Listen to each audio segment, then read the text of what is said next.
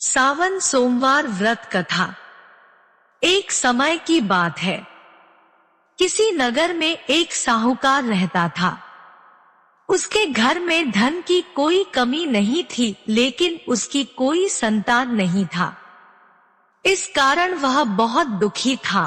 पुत्र प्राप्ति के लिए वह प्रत्येक सोमवार व्रत रखता था और पूरी श्रद्धा के साथ शिव मंदिर जाकर भगवान शिव और पार्वती जी की पूजा करता था।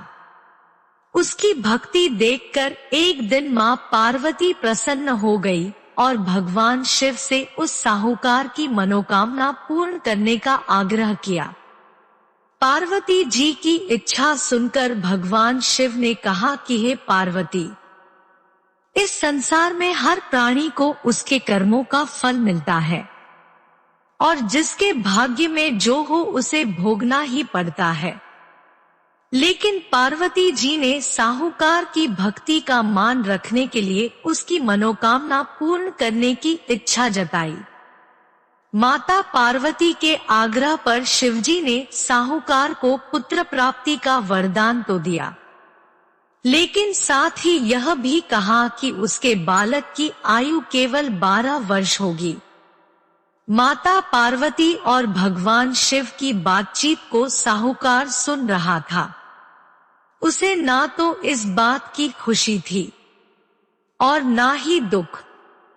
वह पहले की भांति शिवजी की पूजा करता रहा। कुछ समय के बाद साहूकार के घर एक पुत्र का जन्म हुआ। जब वह बालक 11 वर्ष का हुआ तो उसे पढ़ने के लिए काशी भेज दिया गया। साहूकार ने पुत्र के मामा को बुलाकर उसे बहुत सारा धन दिया और कहा कि तुम इस बालक को काशी विद्या प्राप्ति के लिए ले जाओ और मार्ग में यज्ञ कराना। जहां भी यज्ञ कराओ वहां ब्राह्मणों को भोजन कराते और दक्षिणा देते हुए जाना। दोनों मामा भांजे इसी तरह यज्ञ कराते और ब्राह्मणों को दान दक्षिणा देते काशी की ओर चल पड़े। रात में एक नगर पड़ा जहां नगर के राजा की कन्या का विवाह था, लेकिन जिस राजकुमार से उसका विवाह होने वाला था वह एक आंख से काना था।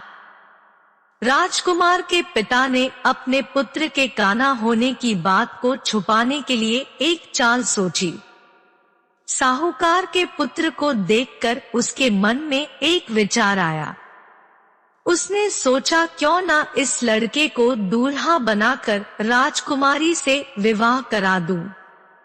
विवाह के बाद इसको धन देकर विदा कर दूंगा और राजकुमारी को अपने नगर ले जाऊंगा। लड़के को दूल्हे के वस्त्र पहनाकर राजकुमारी से विवाह कर दिया गया। लेकिन साहूकार का पुत्र ईमानदार था, उसे यह बात न्यायसंगत नहीं लगी।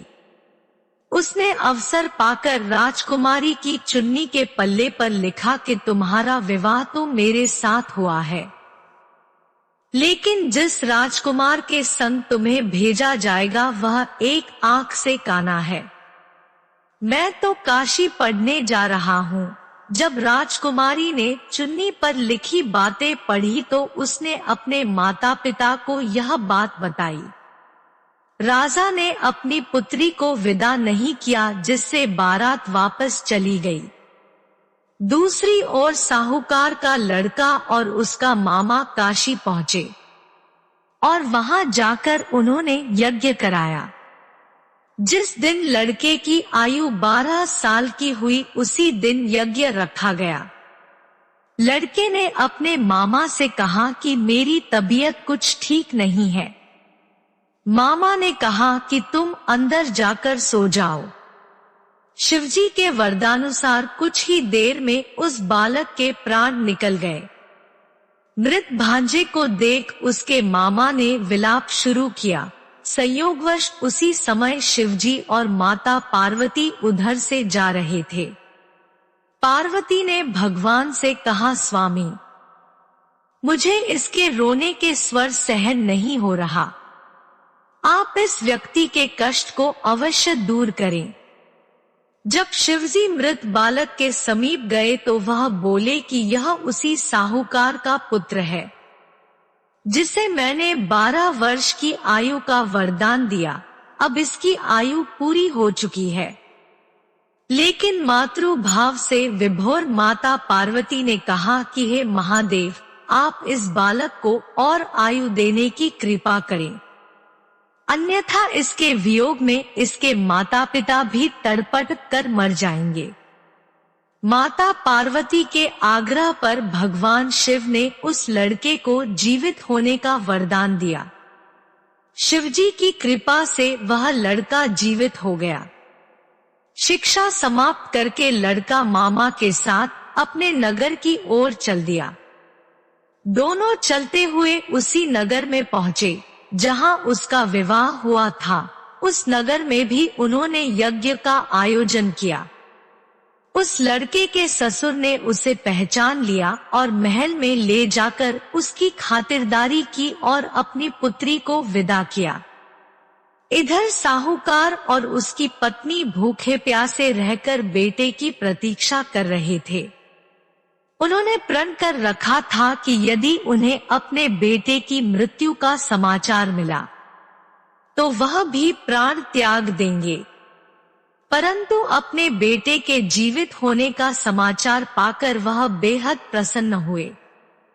उसी रात भगवान शिव ने व्यापारी के स्वप्न में आकर कहा, हे श्रेष्ठी, मैंने तेरे सोमवार के व्रत करने और व्रत कथा सुनने से प्रसन्न होकर तेरे पुत्र को लंबी आयु प्रदान की है। इसी प्रकार जो कोई सोमवार व्रत करता है उसके सभी दुख दूर होते हैं और समस्त मनोकामनाएं पूर्ण होती है।